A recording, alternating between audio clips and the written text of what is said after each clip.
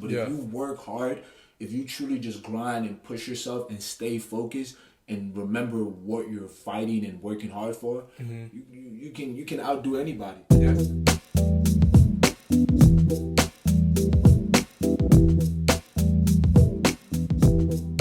First things first. Yeah. Hello, everyone, and welcome back. This is the Echols Unlimited podcast. I'm your host, Terrence Echols, and today I have the privilege of being joined by one of my very good friends and teammates, Jao Ituka. Jao, how you doing today? I'm fantastic, man. How are you? I'm doing pretty well, man, and it's great that we finally got you on. Nah, for real, Yeah, a couple days before your birthday. Yeah. Big 18th birthday coming up. How do you feel? I feel good, man. I feel good, and I feel blessed to be able to, reach that age, and also with everything that's going on in my life, I feel like it's a really big moment for me. Like everybody feels good on their birthdays, but I feel like this one's really special, just with everything that's going on with me right now. So yeah. Absolutely, man. And 18's a big year. Mm-hmm. You can finally vote. You can finally do things. Like go to casino. I don't know. Can you go to casinos? I don't even do it. Yeah, you're not even worried about that. Nah, but like, I know that's a big milestone for a lot of people, and the fact that my 18th birthday was my senior year of high school, which was 5 years ago. Oh, for real? Yes. Sheesh. Bro, you make me feel so old every single day. You don't understand. Like, this man is 17 years old, just doing his thing. Yeah. Yeah, so how was your first semester of college treated you? Oh, it's a big learning experience. Like I was telling you in the locker room, man, I learned a lot. I met a lot of new good people. I made a lot of good friends, people who I see to be, lifelong friends. I dealt with a lot. I experienced a lot, but at the end of the day, basketball grew. I got better. I made a lot of good relationships on and off the court, and I just grew to learn so much that I never thought I'd see myself learning. And just within my first year of college, like it was a big learning experience for me. Yeah, no, absolutely. And I've seen the growth within you, even in the short time that we've known each other. In my first interaction with you, I noticed, like, okay, this kid has something. And you've definitely showed that, not only on the court, but off the court especially. I don't think people understand, like, the type of dude you are off the court. Like, people think, oh, this smiley little freshman, he comes in and he's just, doing his thing out there on the court, but they don't realize, like, you're a good kid. Like, you're a really good kid, man. Thanks, man. I appreciate that. Of course. I try. Of course. So the question I ask every single hooper I have on this podcast is always, when did you fall in love with the game of basketball? Honestly, bro, I was born and raised in Cameroon, Cameroon. So like growing up, I didn't even know basketball existed or was a sport in Cameroon. I was a soccer player, straight up soccer player. Yeah. So when I came to America, I was still playing soccer, and soccer was my love. But my parents, they worked hard, and my dad, trying to get me on a soccer team, it was a lot of money, and we couldn't really afford it. Mm-hmm. So around 6th, 7th grade, I met one of my lifelong friends, brother for real, Mike Ayala. And his family, his father, they kind of helped me really get into, basketball. And from there on, I got to play on their team, and I met, one of the best coach I've ever played for, Coach Treon Ridges. And from there on, it just took off, and like it really just started for me around 7th grade for real. 7th grade, yeah. Which is what, maybe like. You're a freshman now. Was that 5-6 years ago? Somewhat, yeah. Dude. Yeah, man. So you've been playing the game for maybe 5-6 years. I've been playing the game for a good amount of time now, and just the grind and the hard work is what got me here. Like my brother Yamba, he reminded me every day, like, yo, like if you can be good enough, like you can play at the Division I level, and that's where everybody strives to go. Mm-hmm. So like. Around my area, my high school, I'm that 1% that they always talk about that gets to go play at the next level. Yeah. So I'm blessed and grateful to be able to, actually be able to do that. Yeah, absolutely. And so, when did you come from Cameroon to the States? Maybe about 9-10 years ago. Okay. I have some memory, but not a lot of Not a lot, but about 9-10 years ago. Okay. We moved around a lot, so it was Right. It was a lot, yeah. Right. And then I know your family is you guys are currently situated in Gaithersburg, Maryland. Gaithersburg, Maryland, yeah. Tell me about Gaithersburg. Nothing really goes on for it's quiet, it's chill. It's home. I'm not expecting too much. There's not a lot of places to really go to like hang out a lot. Right. But, it's home. And when I'm home, my life is settled and I know what I'm gonna do on a daily basis. Right. Are you familiar? Like, I think I've talked to you about this before. Are you familiar with the rapper Logic?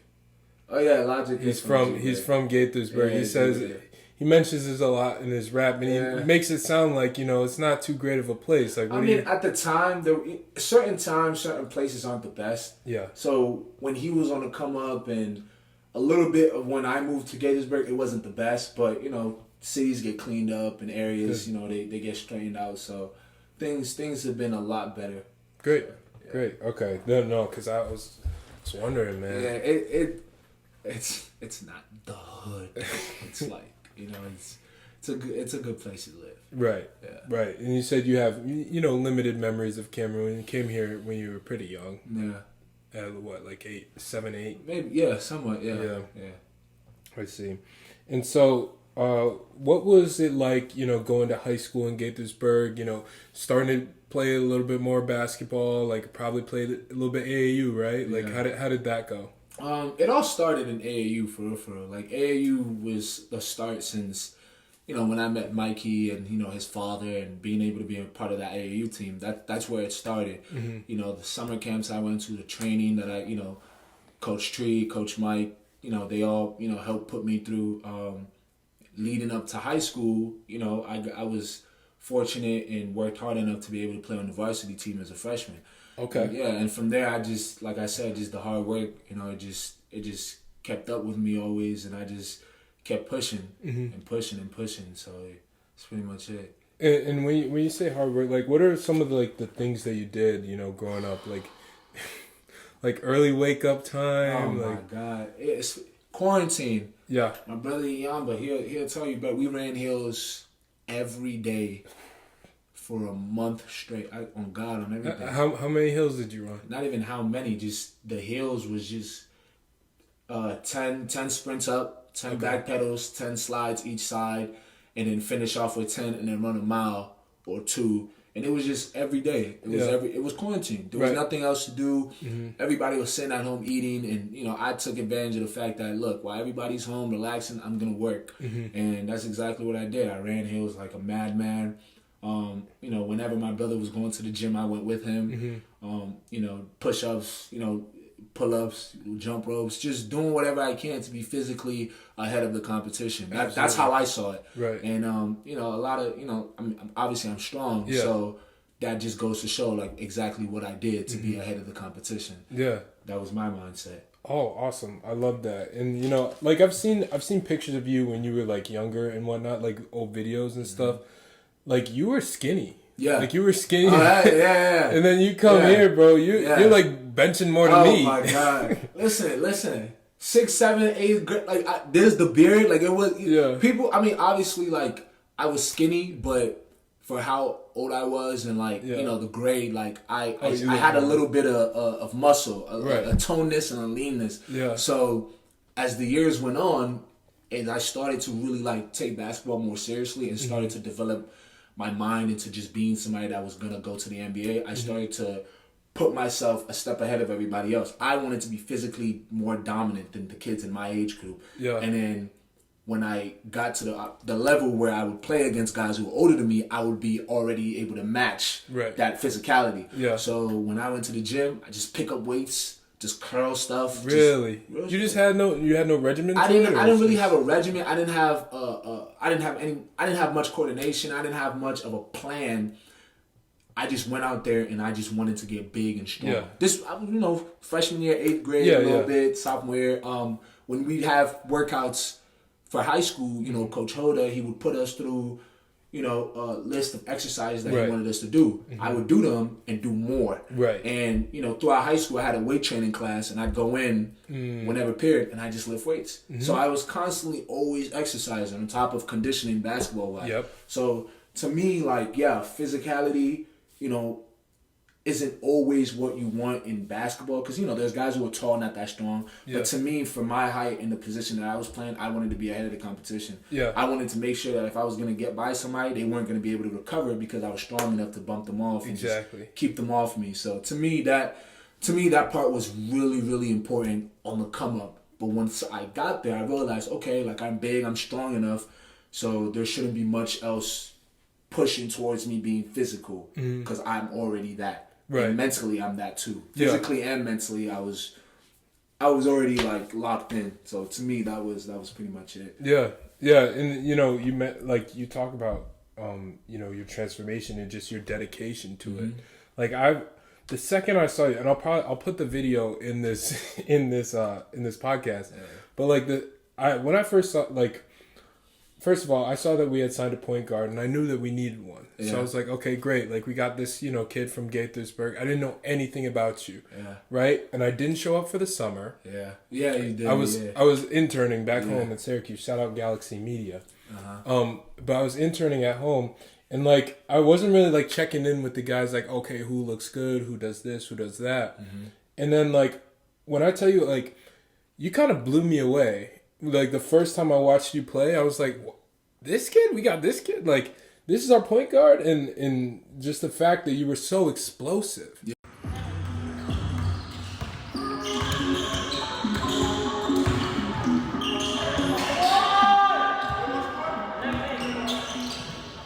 I saw, I think one play, you ripped it, you were on the base, you were caught in the corner, you ripped middle, you took 2 steps and you just punched it on someone. JJ! Yes! JJ, that counts. That was the first time, and then I got him again. JJ, that counts. I'm sorry. I just gotta make that a thing. JJ, that counted. Yeah. That was literally the first week of school you did that. Yeah, right? I remember that. We had open runs. Bardo was checking me. Yeah, Bardo. Yeah, Bardo was checking me. I think I went baseline. I had a hezzy. Bardo kind of stunted at it a little bit, and then I drove baseline, and then I just punched it, and JJ was under the rim. JJ was there. Oh, okay. He probably didn't jump all the way, but I still counted. Right.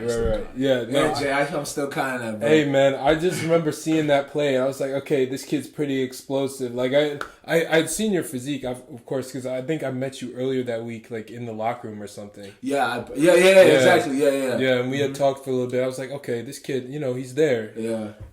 You could see the work ethic, the kid who wants to be great. Exactly. And I was like, well, let's see what he has on the court. And I wasn't expecting much, and you definitely exceeded my expectations. And that's the thing about me that I've always had. Guys are talented, guys are tall, guys are gifted, but my hard work will always, outshine that. I just got it tatted on me. Hard work beats talent when talent fails to work hard. Yeah. I truly stand on that. I feel like he might be taller, he might have more, guys are blessed with, physical abilities to do certain things. But if you work hard, if you truly just grind and push yourself and stay focused and remember what you're fighting and working hard for, you can outdo anybody. And that's what I like. There's guys who can jump higher than me, who can shoot better, who are more talented. But to me, I feel like no matter who's in front of me, no matter who's around, I'm going to work hard and I'm going to just go out there and just kill whoever, whenever, whatever. You know what I'm saying? So that's just me. Yeah. Yeah. No, and see, this kid gets it. People are starting, I'm really glad we're doing this, man, because people can start to see, just the mindset that it takes to be able to, do, and even in your you played 11 games in your college career. I went throughout high school on the mindset of I wanted to go to the NBA. Going Division I was that first step to help me get there. So once I got here, I realized, okay, the work is even harder.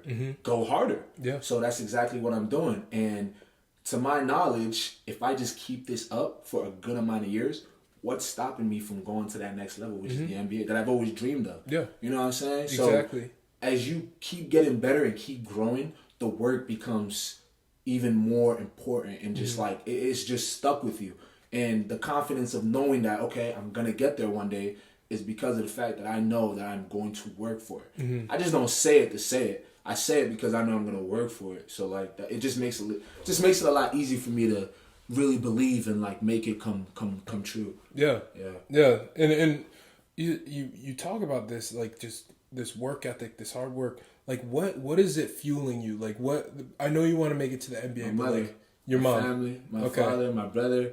You just want to take care of them. It's not even just that. It's like the things my family has done for me, the things my brother Yamba has done for me. Like for him, my mom, my dad. Like, there's 6 kids. Yeah. There's 6 kids, 5 boys, 1 girl. So there's a lot. There's a lot that's going into me in this goal and this dream. There's a lot that's been put in, a lot that's been sacrificed, and just understanding that all that's been done, I'm not going to take that for granted. I'm going to pay them back 10 times full. I'm going to make my life and their life easier just by pursuing a goal that's been on my mind since I started playing the game. Yep. And then also I have younger brothers who play sports too, so I can inspire them and show them like, hey, I did it. Yeah. You can too. Right. You know what I'm saying? And it's every day, the grind, the mentality, the focus, the preparation, and just staying locked in on that goal and remembering how good life can be once you've achieved what you really set out to grab, you know what I'm saying? So just do it. Yeah.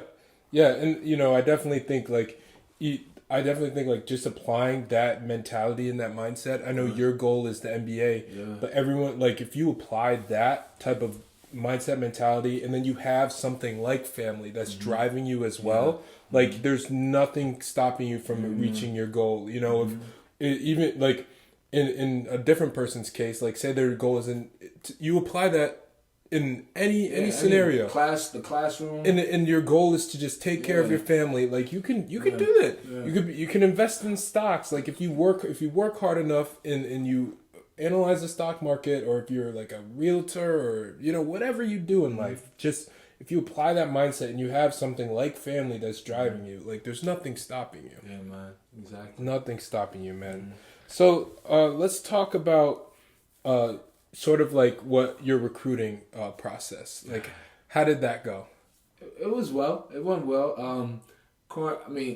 COVID actually made it a lot harder and it made things a lot slower. Guys were able to get that 5th year back. Yeah. So like, it made things kind of slow, real slow, and just trying to figure out what you were gonna do next, and where you were gonna end up being. So that was a very slow and uneasy process for me at the time.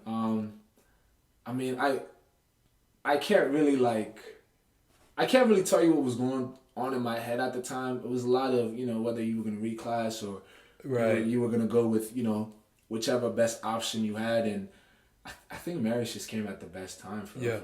They just Driscoll recruited me. Yep. So they just came at the best time, and like the amount of pressure that they put to like get me in that week span, calling, texting, like that to me was just the best time for that to have been. Yeah. So.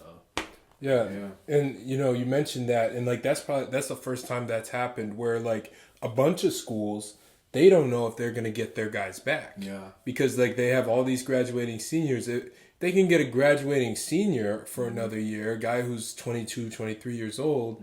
They're going to take that guy, no offense, over the 17-year-old. And that was what was going through my head. And I couldn't blame any school because, if he's coming back, then, what you had told me doesn't really stand anymore because we've got this guy that we've trusted for years and we can rely on. And, we're not really ready to take a chance on somebody new. So I figured that. I knew that. So, Marist just came at the right time, and here I am. Yeah, perfect. And what was it like? Were you recruited on Zoom? Like, did you get to visit the campus at all? I never got to. Everything that happened with me and Marist was via Zoom. Really? Yeah. Okay, talk to me about that. What was it like being recruited on Zoom? I remember it was me, my brother Yamba, and my mom. We were just sitting there, and we were just like. we were just seeing the campus, the pictures, Yeah. or videos, the drawings or whatnot. Yeah. Locker room, the gym and stuff, just like what they had to say. And it was like, it was, I don't really know how to describe it. It was just, it was just there. And it was just like, well, what are you going to do? Because as soon as you commit, as soon as I committed, about a couple of weeks later, I was already down here for summer workout. Yeah. So it was like, well, I'm going to see the campus regardless if I decide to come. Right. And the campus wasn't really what I was focused on. If I'm being honest with you, I'm here for the basketball. Yeah. Obviously. Right. The campus was just, okay, cool. Where do I live? Do I have my own room? Okay, cool. I have a roommate? Cool. I don't really care for the campus. As long as basketball was going good, to me, I was going to be good. Right. If I'm being honest, like, yeah, they were showing me the campus and stuff, but I was just like, okay, let's talk basketball. Right. Okay. That's the business. Yeah. Okay. I respect it. And then, what about, the coaching staff made you want to come here? I think just their drive to really want to recruit me. I obviously was prepared to hear everything they had to say about, come in, plan, blah blah blah. But their drive to really want me to be a part of their team, their family, and their texting, calling, even Coach Dunn himself texted and called. So I felt like there was a lot of belief in wanting me, and they made it happen, and I felt comfortable with them reaching out. I felt like I was really somebody that they were interested in, and they made it happen, and I made it happen. So yeah, I am. Great. And then what was like, so you get recruited, coaches reach out to you and everything, that whole process goes on. What was your first impression, stepping onto campus literally weeks after you committed? Let's get to work. Let's get to work. I'm not one to really want to live and go through all the college experiences. But I'm trying to get to the league, man. Yeah. No, seriously. I'm really trying to get to the league. And right. College was, like I said, just that one step. College is a room, and what's behind that door is the league, and I just have to go through that, open it up, and I'm there. So I'm college is needed to be able to get to that next level. I could care less for the experience, because I know once you make it, life is gonna be even more grand. Right. So I'm just trying to get there. Yeah. So yeah, to answer your question, I wasn't like, oh wow, the campus. Yeah. I'm gonna eat there. I'm gonna walk here. Right.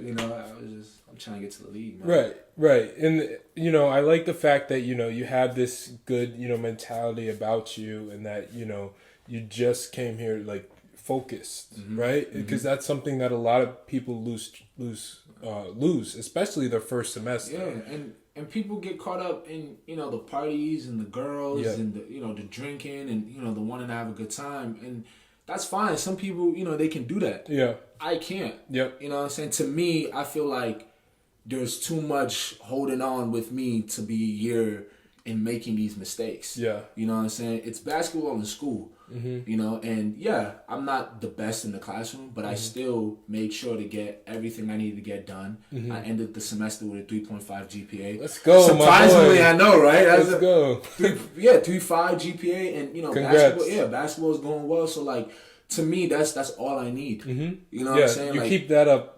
Man. I don't know if you remember when you all used to make the jokes, oh, Jao goes to sleep at 9. Oh yeah. But I was up at 6, 7 in Yeah. the gym the next morning. You know what I'm saying? Everybody's partying. I'm asleep because I'm getting ready to work the next day. Right. Go to class, come to practice, and repeat it. So to me, I'm winning. Yeah. You know what I'm saying? I don't see myself losing anytime soon. I'm winning.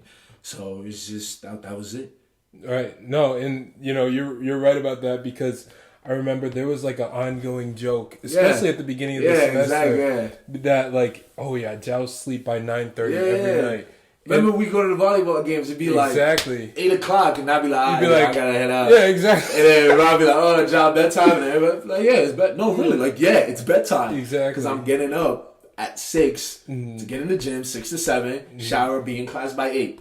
Perfect. That was it. That was perfect to me. Yeah. Oh, boy, you're a better man than me. Because when I was a freshman and I had those 8 a.m. classes, man, it was nothing getting me up before those 8 a.m.s, man. Like, I was getting up at 7 o'clock, maybe 6:45 if I wanted to go eat before. Like, but oh my God, like that takes some dedication. Because I remember I would be the first one to sleep out of all my friends, and I would be in bed at midnight.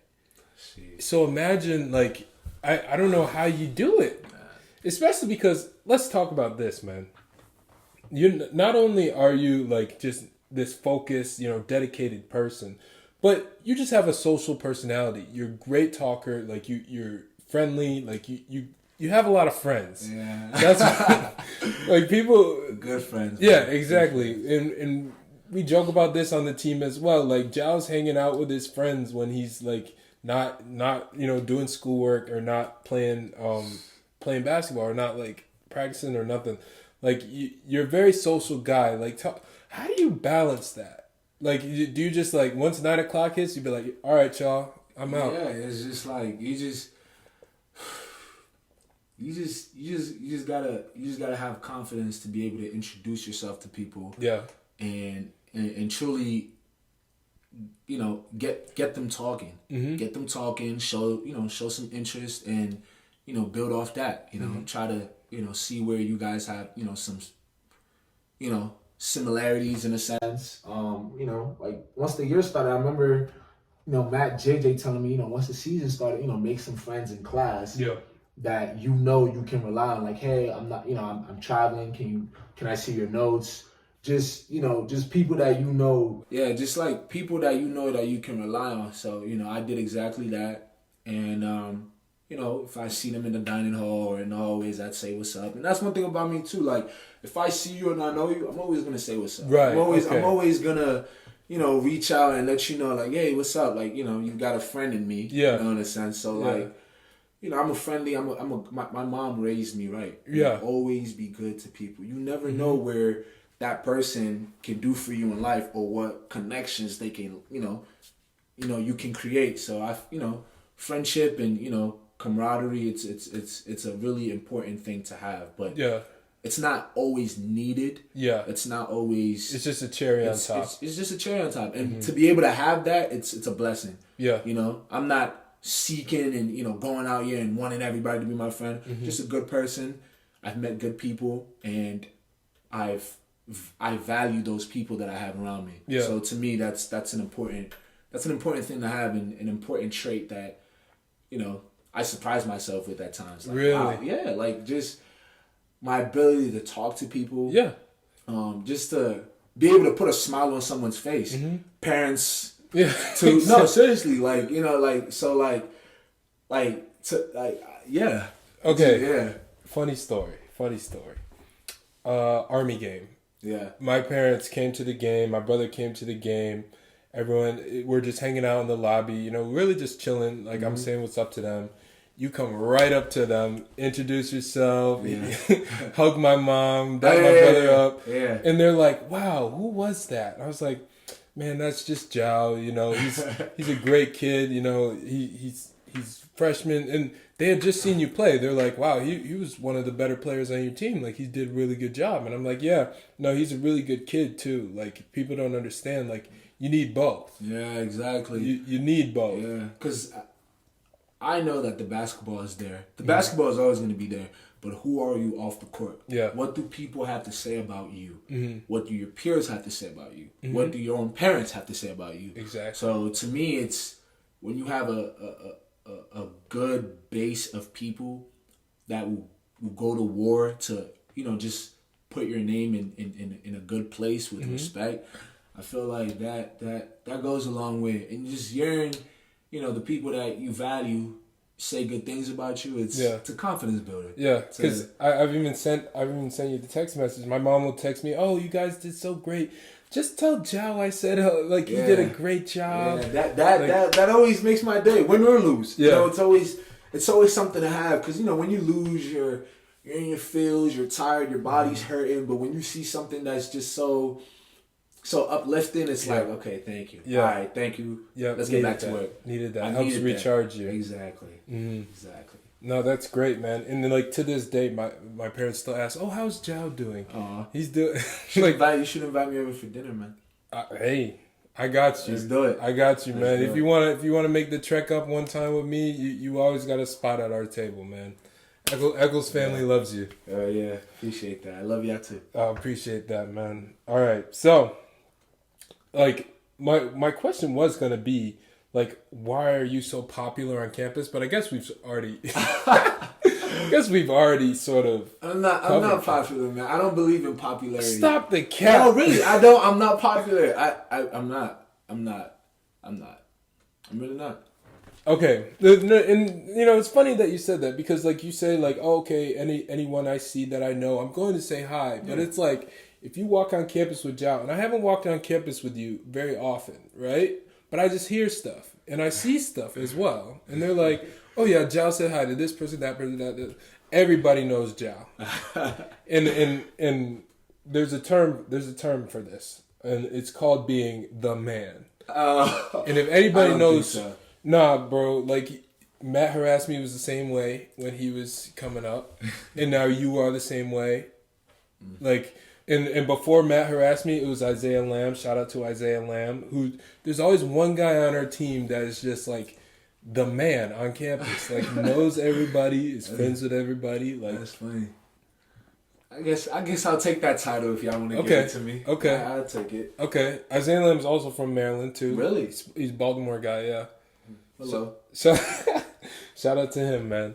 But yeah, man. And so, what is your like favorite thing to do on campus? Aside from hooping, aside from. Is it like the socializing? The socializing is good. I have good friends. I have really good friends. And just not just basketball friends. Not just too. basketball like friends. You're friends with everybody on the team, of course, but then just good, like, friends in the 7th floor, friends in other dorms, just 3rd floor, friends all around. And it's you can go to the dining hall and hang out. You can go to your rooms and hang out. You could just chill in the lounge and hang out, or I could just enjoy my own presence, but. Either way, I feel like outside of basketball, just chilling with really good people. Yeah. And when I say good people, I genuinely mean like I can be around you for a good amount of time and just be at peace or just be relaxed just because like you're somebody that I value. Like there's nothing about you that I can be like F that or F this or like, nah, I don't want to be around you too long. Just like good people, positive, can talk about anything and like just super easy going. So. That to me is like really, really important. Like really, really important. Yeah. So like That's awesome. And like I met a bunch of people. Basketball wasn't really going too good for me. I don't know if you know. My freshman, a little bit of my sophomore year, like I didn't really, like things weren't going too well, and I really relied on just my phone calls with my family, talking to the friends that I had made, like not even on the basketball team, like my friends who weren't even on the basketball team. They just made me feel like, okay, this is why I really love Marist. Like they made Marist like feel great when things basketball wise weren't looking too good for me, and it was a tough time. But I really thank those people. I thank the friends that I made during that time. And I used to think college was just gonna be somewhere that I would just stay so locked in with basketball that I would like remove myself from like outside activities. It was that way at the start of the year though, a little bit. Like I was so focused with basketball. I would stay in, like if it wasn't basketball, I wasn't doing anything else. But then I started to talk to a lot of people, and like I got introduced to new things and I tried new things, and after the first semester I realized like going into the new year, I know what I'm gonna do, who I'm gonna be around, who I'm not gonna be around. Like I've got life figured out. Literally. Like after practice, I'm gonna go here, then I'm gonna go here, then I'm gonna go see them, and then I'm gonna go see them, then I'm gonna go to sleep. Okay. Next day I'm gonna do it again. Go to class, go to practice, go here, see them, say what's up. Yep. That's it. These people make me happy. Yeah. So why not fuck with them? Yeah. Sorry. No. You could say that. Why not fuck with them? So you know what I'm saying? So, That's Yeah, great. man. That's great, man. That's so important, and like especially to stay healthy. Yeah. Sleep is so important. Yeah, man. Especially with like COVID and everything, keep your immune system and taking well. care of your body too. Mm-hmm. Let's talk about that, because if there's a running timer on the amount of time people have spent in the training room, you would be definitely light years. At 17 years old, you're light years ahead of everybody else. It's not even just that. Like, no matter the age, recovery is another workout. Yeah. In the summer, I'd come in the morning. I'd go to class. Those 2 classes with Miss Gates and Professor Wright. I'd practice. We'd lift and we'd practice. Mm-hmm. And then, so I'd have 1, 2. I had 3 workouts. Yep. And the 3rd workout would be me in the training room, recovering. Yep. Because even though I may feel fine, the next day I wake up, there might be a tweak in my thigh or calf. So why not go in the boots, ice up, do some stretching, some mobility work. So the next day, and I was constantly working out. Yeah. So if I'm gonna be able to keep that up, I have to take care of my body. I have to recover. Yeah. So to me, when guys, why are you feeling like? They didn't know that I was constantly, because I didn't tell nobody. Yeah. That's something that I keep within me. Like, you're going to see it on the court. Mm-hmm. So, even to this day, before practice, always heat and stem from my lower back, my, stretching my hamstrings, on the gun, whatever. Just being prepared to go 100% in practice. Exactly. And you see how well that plays out. So. Exactly. No, I see it every day. You bring it in. The thing is, not only do you bring it offensively, but defensively. Oh my God, you can pick up 94 feet and be cool with it. Yeah, you practice it in practice, then when you get in the game, you get it done. Mm-hmm. You know what I'm saying? Like, start of the year, I was reckless. I was causing havoc on defense, just everywhere, and then. As you got in closer, you start to, pick up personnel. Okay, don't press up on this guy. Yeah. He's a downhill guy. So let him come to you. So just being able to play hard, but also a lot smarter. Yes. So that to me, that's it. Right. What would you say has been the biggest adjustment off the court that you've had to make to like your lifestyle in just being on campus? And what is the biggest adjustment you've had to make on the court? Adjustment on the court is just. Remember, I was turning the ball over a lot in practice and stuff, so I've cut that down a lot. Yeah, leaving my feet on the court, I've gotten better. Yes, that's that. I'm gonna sum it up like that. On the court, I've gotten better. Off the court, I'm just me. So there's not much that I can say needs to be better off the court. Maybe study more.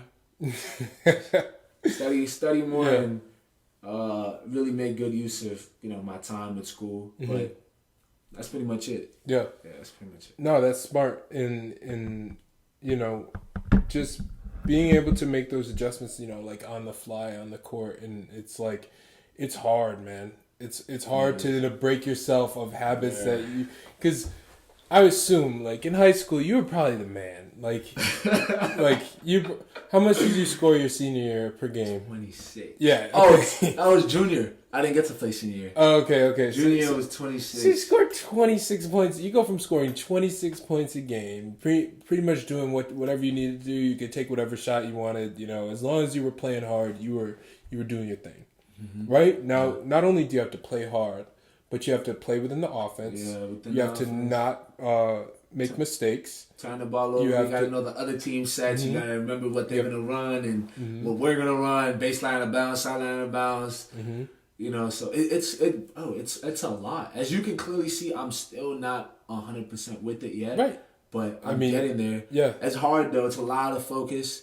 As a freshman, it's expected, but you want to exceed that. You don't want that to be what you are. So I told myself coming into this new year, it was going to be different. I was going to be much, much sharper. I don't want to be a liability on the court. I don't want to frustrate the guys. I don't want to let Matt down. Yeah. Obviously, he's going so hard. Captain Matt. Yeah. Yes, sir. He's going so hard. You know what I'm saying? So it's the least I can do is match that. Yeah. I tell him every game, I'm following you. Yeah. You know what I'm saying? I see how hard he's guarding their best players. So I want to be that. I want to be able to be trusted to have that assignment. So just knowing everything, but he knows everything. Like he's calling the team, he's calling their plays out. He's like, Jao, flip. I'm like, yeah. So it's like, to have that is like, it's real. So I'm trying to get like that for real. Exactly. Basketball mind, knowledge, like just locked in, clicking. Yeah. Yeah. So like, yeah. And so you're trying to feed off of Matt. Like he's who inspires you on the court. Matt, just everybody really, but Matt is just somebody who like when he came back and I saw his ability just to impact the game without scoring the most points. Yep. It was impressive because to the outside looking in, like fans, he doesn't score. He's probably not that. Bro, he's guarding the team's best player, holding them to 10 points or less. Mm-hmm. He's hitting every open shot he gets. Yep, leading the conference in 3-point percentage. So it's like this guy may not be it to you, but to a basketball player who's on the court, to a coach, to a scout who can actually pay attention and see what's going on, he's valuable as hell. Right. He's playing 30 minutes a night. Yep. Yeah. What kind of stamina is this? Plus guarding the team's best player. Yeah. You feel what I'm saying? So like that's not easy. But he's got it. Yeah. And I got it. Yeah. So I got to match that. Yeah. Exactly. And picking up stuff from your teammates is definitely a huge part of it. And like last week I had Bardo on the podcast, and he said something very similar to what you just said. He said that you, Matt, Gliz, all really like your energy on the defensive end makes him want to even go harder on the defensive end. Yesterday in practice, was probably the best practice we've had in so long. I picked up Ron 94 feet. You can hear Bardo, Vaughn. Yeah, Jao, pick him up, coach. No, Rod, keep the ball. Like, we're badly. Yeah. Bardo, me and him, going at it, talking shit. Like, that energy, everybody feeds off that. Yeah. Vaughn got a putback dunk. Yeah. Everybody feeds. Yeah, I'm screaming, everybody feeds off that. And throughout the games this year, I've been that person who is like, okay, cool, bet. I'm going to do it. Offensively and defensively. Yeah. Pick him up 94 feet. Make him uncomfortable. Make him turn his hips. Get a steal. Force a steal. And we're going the other way. Yeah. So, to me, that's just... And that makes guys want to play with you. Yeah. It's just like Bardo's told me a lot. Like, yo, like, you turn me up. Yeah, exactly. Like, you guys used to go at it. Hell, we still do. But, like, I feel like now there's, like, more of a mutual respect. It's so much you used to challenge him. Bro, because he's that guy. He's the guy. You gotta go after the guy. Not in a I gotta outdo him, but I ain't scared. Yeah. I ain't scared, Bardo. You know what I'm saying? He knows that. Real. I remember it was one practice and we were going so hard and he was, bumping me in this, talking shit. And then after practice, I was like, yo, man, it's all love. He's like, hell yeah. He said, it's just basketball. And he left it at that. Everything's still on the court. We still have a great relationship off the court. And I was like, wow. I said, I bet. I'm going to keep doing it. Yeah. Every practice. You've seen it. Yeah. Denying the passes, forcing, you know what I'm saying? We go at it. Yeah. All the time. Like, I just, say some shit. He still gets his buckets. He gets to the spot. Right. But as long as it's tough, I'm good. Yeah. As long as it's a tough shot, I'm good. But we go at it. Whoever I'm guarding, I'm going at them 100% hard. If I see you're tired, I'm taking advantage of it. Yep. You know what I'm saying? So to me, that's it. Yep. I'm a competitor. I love that about you, man. I love that about you, man. At just 17 years old, man. Just don't even matter the age. If you got it, you got it. If you got it, you got it. He's preaching. Yeah. You're preaching. All right, so I already know the answer to this, but I want you to be able to say it and say your piece about it. Who's your favorite basketball player? James. I know. LeBron James. LeBron Raymond James. King James. Yeah. So, okay. The king. Talk to me about it. He's the perfect role model. Yeah. My role models are my brother, my father, and my mother. Yep. Right? Yeah. But it's good role models. But basketball wise, it's LeBron James. Yeah. You've never heard about anything off the court. He got arrested, he cheated on his wife, he hit his kid. Like, you've never heard. He is the perfect role model for any basketball player. And exactly. When I was coming up, when I was 7th grade, 2015, around that time, he was the king. Yeah. The NBA is in the palm of his hand. You know? So to me, it's like, he's it. It doesn't matter if he has a bad game, a bad year. it will always be LeBron James. Yeah. Always be LeBron James. Yeah. He is the perfect, bro, that's LeBron, bro. I agree. It's LeBron, bro. I agree. Hey, man, you're not going to get any sort of rebuttal or argument from me. Dude, and the thing is, like, I'm 4.5 years older than you, which is crazy in itself. But the fact that LeBron James was that exact same dude for me, and I'm 4.5 years older than you, and the fact, and like, just people talk about like the greatest player of all time, is like, oh, Michael Jordan is, because he never lost in the finals. Okay, that's a really great accomplishment. He never lost in the finals. Once he got there, he didn't lose. But my definition of greatness and my definition of the greatest player of all time is, how long did you dominate? One, how long did you dominate? And, what did it look like when you dominated? And my sort of, argument for LeBron is that, like, not only did he dominate, but he dominated for such a long period of time. Bro, he got drafted when I was in preschool. Bruh. He's still in the league. Bruh. I'm about to get my master's degree. Bruh. Everything you're saying is hey, there's nothing to say. It leaves you speakless. Yeah. That's like when people start to get into debates about it. I don't even debate no more. He got drafted before you were born. That's not bro. Is it even worth talking about? Like, he's him. He's the king. It's just like he really is him. Not much you can say. Like, he's LeBron James. Look him up. Yeah. So I mean, of course you're not 6'9", 250 pounds, like LeBron. So, like, who do you model your game after? LeBron. Like, really? Okay, LeBron. Still, even though you're not his size. I feel like physically, like, I mean, obviously I'm not that, tall, but I feel like if I truly, truly, truly polish my game and get it to where it needs to be, it looks like a LeBron kind of game. Just being able to facilitate, get guys open shots. I mean, obviously I can draw a crowd. Yep. LeBron can draw a crowd. He gets guys the ball. I can get guys the ball. He can score. I can score. Being able to lead the team. I feel like, as the year goes, by next year, my voice will be louder because of what I had, I've done. Yeah, it takes experience. And you're 11 games in, right? Yeah, so I feel like just with due time, I'm going to get there. And once I get there, it'll be raps, just something that I'm used to, something that I can do, and, I'll have others trust, and we'll be good. Great, man. And, that's just going to come. Like that, it's going to take some time. Like, obviously, like, the way you're playing right now is unbelievable. Like, I don't think anybody on our team would have expected, you to start off so great. I think probably you would, because you have that belief in yourself. But we didn't know you like that. We didn't know. So I think, like, as long as you keep that mindset and, like, just know, like, it's a process. You're going to keep gaining experience. You're going to become that leader someday, like one day. Like, dude, just keep doing what you're doing. Like, and don't get discouraged. Like, if you start to struggle or anything, don't. Yeah.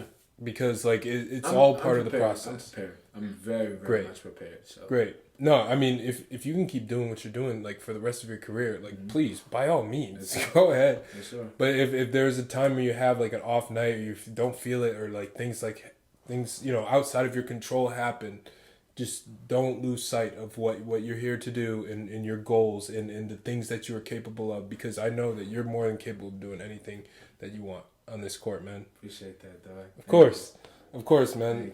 Thank you. Like, people say, like, I'm here to gas you up, man. Like, I'm obviously not the greatest basketball player, but I'm trying to be, like, a good teammate too. You are an amazing don't even trip, dog.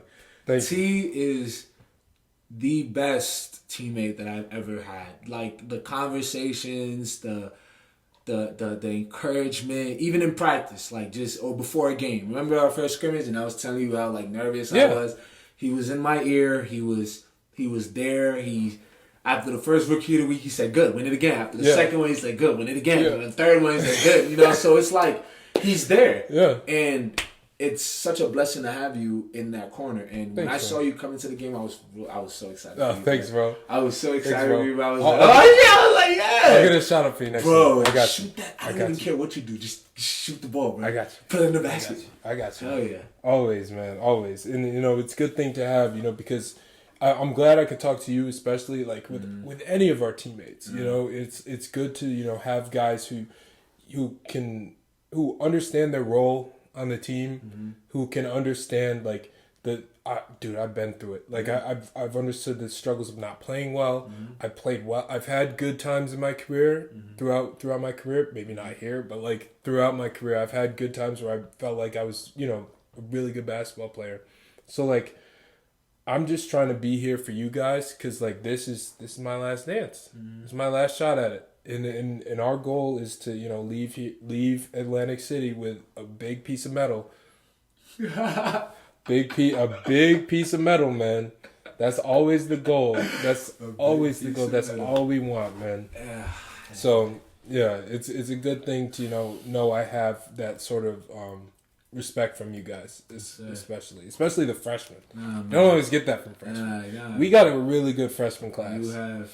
We have a really and Rollin. I don't know if you know one thing about me on the court. It doesn't matter who it is. You say, "Jao, watch the back screen," or "Go there." I'm there. I'm coachable. I'm work withable. Work withable. Yeah, work withable. Like, you can work with me. Yeah. Talk to me. Communicate. Like, let's figure this out. Like, let's win. You know? So. Yeah. Yeah. Awesome, man. All right. Enough of the basketball talk. Okay. Let's talk about some of the stuff because I know, like, I know you are the basketball guy. Like, that's your goal in life. But I know you have some other interests as well. Yeah, yeah. So I know you're a big fan of anime. Yeah. I know you're a big fan of superhero movies, Marvel. Yeah. Are you a music guy? Like, I don't really know. What do you listen to? I mean, I listen to, like, whatever is good. Okay. Whatever is good, I listen to. But as far as just, my love for anime and just, superheroes and comics and stuff like that. It's just something that, when you're a kid, you watch a lot of cartoons. Yeah. And those cartoons happen to be Batman and Spider-Man and, Dragon Ball Z, Naruto, One Piece. So, like, growing up with that, as you get older, you still have a love for it. And that never changes. So, to me, my off time, when I go back to watching anime. Yeah. One Piece. Yeah. Naruto. I've already watched it. Yeah. Did you finish One Piece? I finished One Piece. I'm all caught up. Yeah. You finished One Piece. You finished Naruto. Naruto, Bleach, bro. I had all the time in the world throughout high school. All I did was watch anime. Have you seen every Dragon Ball? Hell yeah. In its in their entirety. Hell yeah. Yo, this kid. This kid, he's seen everything. You guys, Goku, whatever. I know it all. So, okay, give me your top 5 favorite. Top 5 anime? Yes. Is what? One Piece, Attack on Titan. Okay. Naruto, Full Metal Alchemist Brotherhood, and Code Geass. I haven't heard of that. People don't know about Code Geass. Hey, Zay, they don't know about Code Geass. Zay is my guy. Zay is like a brother. Yeah. You feel me? Like, that's my anime dog. Me and him have so much in common. We can talk about anything. So when it comes to this anime stuff, that's my right hand. So One Piece, Attack on Titan, Naruto, Full Metal Alchemist Brotherhood, and Code Geass. Okay. Those are like S-class animes. Like, yeah. Okay. Yeah. I love that, man. I love that. So what do you think, like, it takes, like, do you think it takes a special type of person to be into that, like, anime and stuff like that? People just think it's weird because it's Japanese cartoon. Yeah. If you find an anime that you can relate to, that you generally like, right, watch it. Yeah. I'm not ashamed. Bro, there's anime posters all over my room. On my wall. Yeah. All over. Yeah. You know what I'm saying? All from my favorite animes. Like, I love it. Right. It's fun. Yeah. Instead of me out there doing dumb shit, I'm inside, watching anime. You're right. Going crazy on the phone, like, what? Like, real shit. Like that, like, I love it. Like, it's like, and it keeps getting better. The animation, the quality, the storytelling. Like, it's legit, bro. It's top notch. No. And the thing is, I didn't get put onto this until my junior year of college, bro. I'm sorry you didn't have a childhood. I did. I did. Cartoon Network, Yeah. Boomerang, whatever. I didn't watch. Hey, I didn't man, watch it was nothing dead. on there. Just I watched Nickelodeon, Disney. Hey, I lost. Yeah, for real. And now I'm just trying to catch up. Like you were clowning me the other day because I'm not finished with Shippuden. Yeah, bro, you're 20, what, 3, 4? I'm 22. You're 22. Yeah. And you're not caught up with Naruto Shippuden. I started watching at 20. It's okay. Joe, I started watching when I was 20. Yeah, it's okay, man. And also, Not I know everybody can be cool. Yeah, okay. You're gonna hate me for this. I cannot watch subbed. Okay. Oh, I know, but it's all you the don't. same. Okay, All the same. that's what I'm saying. It's all the Because same. like, if you like, I understand people. If you decide you don't want to watch a go to anime because it's not in English, that's your choice. Oh no. I just prefer. If dub. it was sub and dub and you watch dub, that's fine. Okay. That's like Right. I'm not gonna jump off a building because Because like people clown me because like I'm like like the reason why I've slowed down in Shippuden is because I can only watch subs now because like once you reach like a certain episode, there's no more dub. Oh, don't trip. Yeah. you were fine. So like right now they're about to start the Great Ninja War, so I feel like it's gonna be a good arc. Wait till you meet Madara Uchiha. Yeah, that's what I'm saying. Wait till you meet. Oh, you've already met him. You know. Okay. I know. Okay, you're good. All right, keep I know. watching. Just keep watching. Yeah, Keep watching. Shout out to John, man. It's already been spoiled. It's already been spoiled for me. Damn, John. But I'm still enjoying it. Like as I'm watching. That's good. Yeah. As you should. That's how anime is supposed to. Exactly. Joy. Exactly. And then like I found a couple others that I really like. Like people clown me for this, but I really like Kuroko's Basketball. Have you seen that? I've seen it. Yeah. Like I'm just finished the second season. I'm about to start the third season.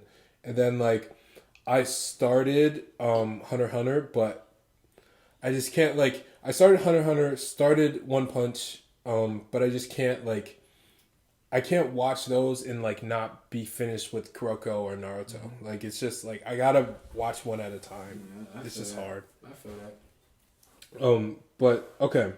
So like you don't really have like any favorite like music artists or anything? Like Chief Keef. Chief Keef. I like Chief Keef. Interesting. Yeah, his music is just like I play basketball a lot, so like you need like some hype and some like crazy in you going into a game. Yeah. Some NBA YoungBoy, Little Uzi, Migos. It's just whatever music I like. Mm-hmm. Kanye, whatever, you know. Okay. Music is music, man. Yeah, that's true. It makes you feel what you need to feel before doing what you want to. Mm-hmm. That's all you need, man. Yeah. No, I like that. All right, so I'm about to get you with this. We're about to have a real debate now. Give me your top 5 Marvel movies in the MCU. Easy. Endgame, Infinity War. This is your hierarchy, right? Endgame's number 1. Endgame, okay. Infinity War. Okay. Endgame, Infinity War, Winter Soldier. See, that's where Winter Soldier, Civil War, and now No Way Home. Because No Way Home is a top 5 Marvel movie. Yeah, no, I put that up there. I put that up there for sure. I just have a problem with there's no Black Panther on your list. That's fine. What do you mean that's fine? It's fine. I'm not saying that in terms of Black Panther was a bad movie. Hey, rest in peace, Chadwick Boseman. It's a great movie. Black Panther is a great movie. Yeah, but what about Winter Soldier makes you like it? Over Black Panther. The writing is impeccable. In Winter Soldier, Hydra was in S.H.I.E.L.D. Yeah. Hydra had been in S.H.I.E.L.D. for years. They didn't even know. Till Nick Fury found out. They said the Winter Soldier is a mercenary that had been going from country to country for decades, literally committing suicides, assassinations for Hydra. They killed Tony Stark's parents. He killed Tony Stark's parents. Listen. Decades ago. Civil War. But he was not the Winter Soldier when... Listen, look, all I'm going to say is... Civil War was, yes. Civil War was great. Exactly. Civil War, yes. Winter Soldier is it's the fact that so much happened with S.H.I.E.L.D., the responsibility fell on Captain America. Yeah. And Black Widow. And they introduced the Falcon. And they completely did that. Yeah. And the Winter Soldier stole the show. Yeah. The Winter Soldier was Bucky. So that already was like, what the Like, you know what I'm saying? Like, real shit. Like, and then, you know, the ending in it. Bro, listen, Endgame? Yeah. Endgame and Endgame and Infinity War. Endgame and Infinity War are interchangeable. They're interchangeable. Goated for centuries. Endgame, Infinity War, Civil War, then Winter Soldier, and then No Way Home. Okay. I had Thor Ragnarok. Yes, that's the most fun. I had Thor Ragnarok. That's the most fun. But after No Way Home, I love Andrew Garfield as my favorite Spider-Man. He's always been my favorite Spider-Man. I'm not. Spoiler. I'm not one of the new. Oh damn! You can cut. You can. Bro, you did this the day after it came out too. Remember? You can cut that out. It came out on Thursday night. We had practice Friday. Yeah. Matt hadn't seen it yet. You're just out here. Bro, we're stretching. You're talking so loud about it, bro. It's okay then. You ruined it for Matt. You just talk about how you look up to him and how he's chill. But why you gotta do your man's like that? Man, hey, it happens. It happens. I'm sure he's not too pressed about it. He's good. We went to watch the movie the next day. Okay. But yeah, man, just like when I watch movies, I pay attention to everything, not just the characters or what's going on or the fighting. You gotta pay attention to the writing, like the script, what these characters are saying, how meaningful these words are. Like it sounds like, all right, bro, just watch the movie. But to me, like I'm serious about that. Yeah. You know, Marvel, like I have real interest in it. Mm-hmm. So, like I actually love watching movies that I can repeat over and over again, like the Dark Knight trilogy. You know, you probably don't even, you know about that. I haven't seen Batman Begins. Listen. And I haven't seen Rises. But The Dark Knight is one of the greatest superhero movies I've ever seen in my life. Close. We're not going to talk about that, but just know that exists. That exists. Bro, you asked Marvel. Asked Marvel. I'd take The Dark Knight probably over any Marvel movie. Not the Avengers, though. The Avengers is different because the Avengers is like Endgame and Infinity War and the first Avengers, Age of Ultron, those 4 movies are different. Okay. But the Dark Knight trilogy, oh my God. Hey, Zay, they don't know, man. Bro, the Dark Knight was great. Batman is my favorite superhero of all time. Batman is not for kids. Really? Batman is not for kids. Batman is not for kids. Yeah. They made him a super, like the Night Crusader, Batman. Like, he's not for kids. Batman is a detective. He is having to go through some real traumatic stuff. Like, 1, his parents got killed in front of him. Mm-hmm. 2, every night he goes out fighting these mentally insane people. Like, how are you supposed to help mentally insane who are out here killing, blowing people up? Like the Joker? Come on, bro. Wait, okay, what's your favorite scene in Dark Knight? Shoot. Probably the opening scene. When the Joker first got introduced, just seeing the bank robbery. Oh my God! There were a lot of good scenes with the Joker, but I feel like the opening scene showing the Joker. Yeah. I don't know, bro. To me, that was just peak. That was like when he took the one out, I was like, oh. Yeah. And Heath Ledger, rest in peace, Heath Ledger. Thank you for such a great performance, bro. Oh my gosh. Man, you rest in heaven. Like that was Oscar nominated. Like that was. And then when he blew up the hospital and walked out. Yeah, bro.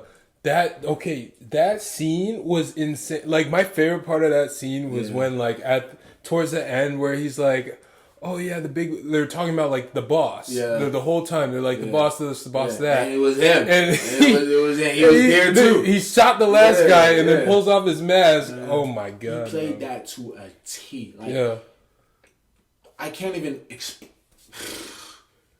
Well, the writing in that too. Exactly. The Dark Knight and the Dark Knight Rises. I gotta see it, bro. I gotta see it. Batman is this figure of night and darkness and just like anything that's dark. When you see him, he's like he strikes fear into the hearts of his enemies and bad guys, right? And Bane, one of the hardest of all time. He said, "You think darkness is your ally." I was born in it. Oh yeah. I was molded by it. That's like by the time I saw the light, I was already a man, and by that time it was nothing. It was blinding. Yeah. Like that writing is impeccable. impeccable, because Batman is supposed to be the Dark Knight. Yeah. And he said, you think darkness is your ally. Yeah. Like, I was born in it. I was molded by it. Yeah. By the time I saw the light, I was already a man. And by the time, it was nothing to me. You merely adopted You the dark. merely adopted the dark. You merely adopted You think the dark. darkness is your... Like, and then, exactly, you get it. See, talk about it, it's so like... I don't know, man. It just makes me happy because, like, I love that shit. Like, I really love that shit. Like, Yeah. And then there's a new Robert Pattinson Batman coming out. Oh, coming out in March, right? Gotta see that. I'm so ready. Gotta see I'm more excited for it than No Way Home. And I'm not saying that to... I love No Way Home. It's top 5 Marvel movie of all time, easily. But Batman is... No Way Home was, to me, the first couple... Like, the first maybe hour... before everything started really happening, it was just like, okay, cool. But this Batman movie, it's a crime thriller. Batman is a detective. We're gonna see him work on trying to solve murders and mysteries, and we're gonna really like Gotham City, Bruce Wayne. Like we're gonna. I can't even explain it, bro. Wait, it's the excitement for this movie is the simple fact that it's going to really make you think. Yeah. You know what I'm saying? And there's gonna be murders. He's trying to figure out a crime. So he's gonna have to go through a lot on top of the fact that he's dealing with his own life trauma. So I'm just excited to see how it's all gonna plan out. Yeah. I'm extremely excited.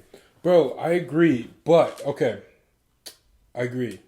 And I'm looking forward to it for sure. I don't want to talk about the No Way Home stuff because, like, Okay. I don't want to spoil it. Right. You know what I'm No. saying? Let's not talk about, like, No Way Home, but you mentioned your favorite Spider-Man is Garfield. Yeah. Let's talk about the 2 Garfield movies. And Okay. I just thought...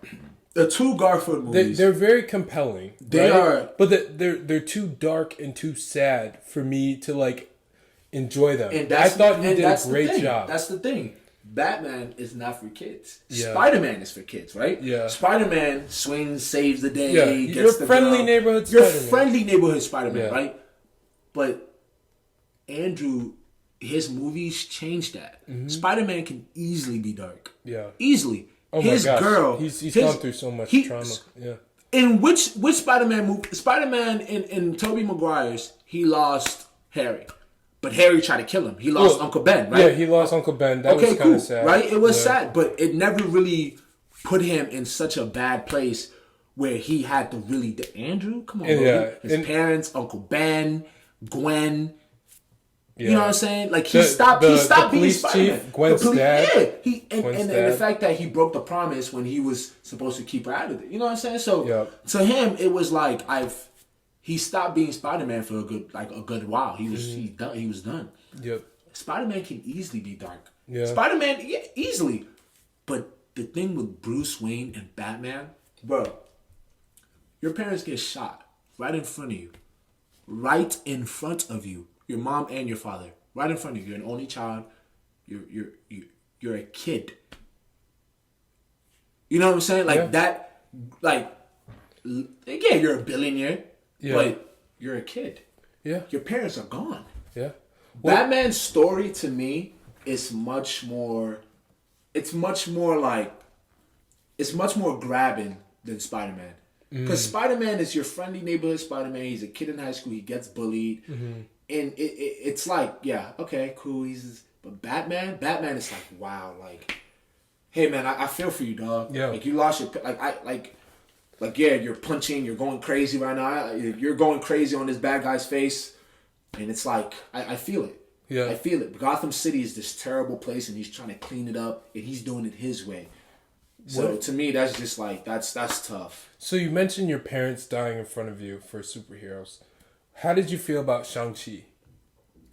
I love Xiangxi. That was great. I love everything about Xiangxi. Xiangxi was Marvel took a different step and really brought out what like just I don't even know how to explain it. Just like the choreography and their fighting and the story was great. Yeah. The father was blinded by the rings and he was trying to He was blinded by love too. By love too. He thought what he was doing was right, but it was wrong. So his son had to step in, and he had trained his son to be, this master assassin. He sent his son to kill the man that killed the mother, and he did it. But then after, he's just like, I'm done. Exactly. And now he's just some poor valet driver in San Francisco. And the thing about that too, his father let him do that. His father could easily, His father could have easily found him in the world. Yeah. There's no way you just go in San Francisco and you're hiding from the man. He did find him. Yeah, his dad even said, like, I knew where you were. Yeah. I let you live. He's like, I told my men if they could kill you, then. Yeah. And he told his men. He said his men. He knew his men wouldn't be able to kill him because he trained him so well. Yeah. Xiangxi was a great movie. After years of him like not even doing anything remotely.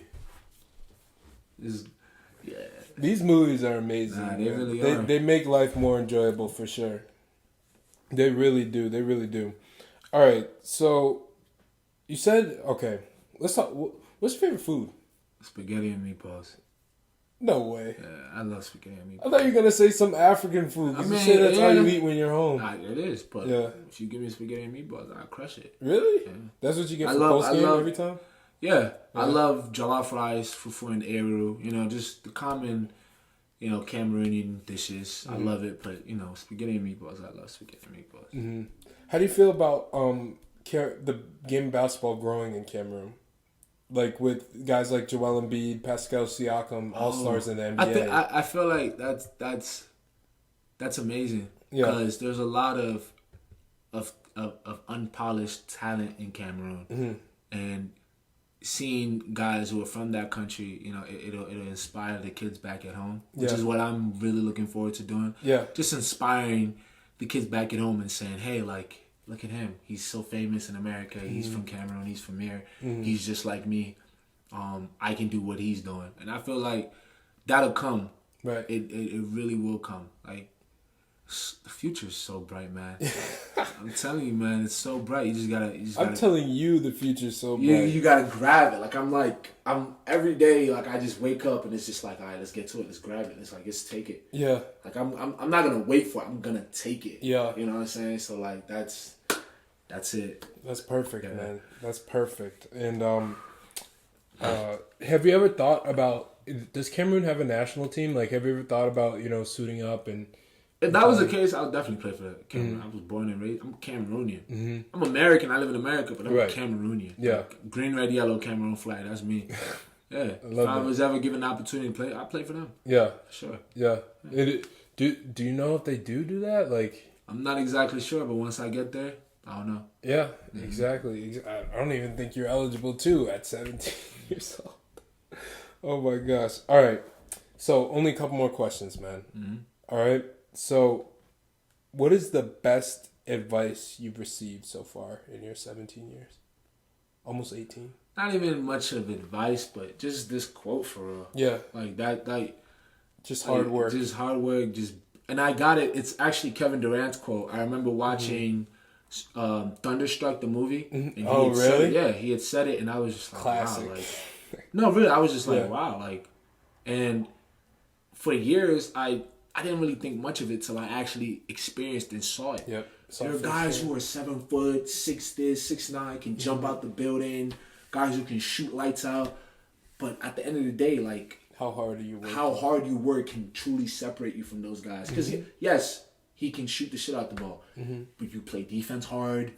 You shoot the ball not as good, but good enough. Yep. You get to the rim hard enough, and you're just an energy guy. Yeah. And you work extremely hard. Yeah. So days when he's off, you're in the gym. That's just the difference. And there's guys who are talented. Like, there's guys who can jump out the building. Yeah. You know what I'm saying? Yeah. And that's not gonna take you anywhere if you don't have the hard work. If you don't have the mentality to work hard, bro. Like I said, guys are talented everywhere. Everybody's talented. Everybody. But if you don't have the work ethic and just the mindset to work hard, bro, you're not going to get where you want to go. Yeah. So I think that's what's always separated me. Like, that's fine. You can show off your dunks and cool, but I'm going to go in the gym. I'm going to work even harder. That's just how it is with me. Perfect, man. And, I think that's a great way to, finish it off. It's a great way to, summarize the type of person that you are, man. Just hard worker. Yeah. Work hard. Yeah. Nobody cares. Just work hard. Seriously. Nobody. You lost, cool. Get back into it the next day. Exactly. Work even harder. Exactly. Just work hard. Exactly. No, man, and I think the sky's the limit for you for sure, and I think that just keep your mindset, stay grounded, and keep the main goal in your motivation, your motivating factors in your life. Keep those at your number one, man. And you can take whatever you want in this life. And I don't even need to say this to you. I think you already know that, right? Yeah. But I know it's nice to hear. Yeah, it feels good to hear. Like I was playing what Bardo said about you before the podcast, and you were talking about this really nice to hear about your teammates and everything. Yeah.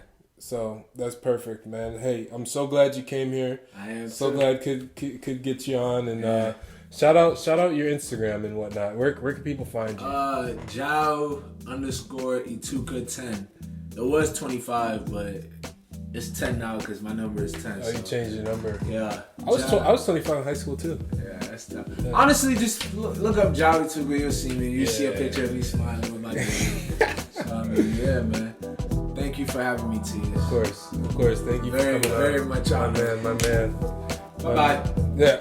Peace out, everyone. Thank you so much for watching this episode of the Echols Unlimited podcast. Please don't forget to subscribe. Leave me 5-star reviews and whatnot. Thank you so much. All right. Peace.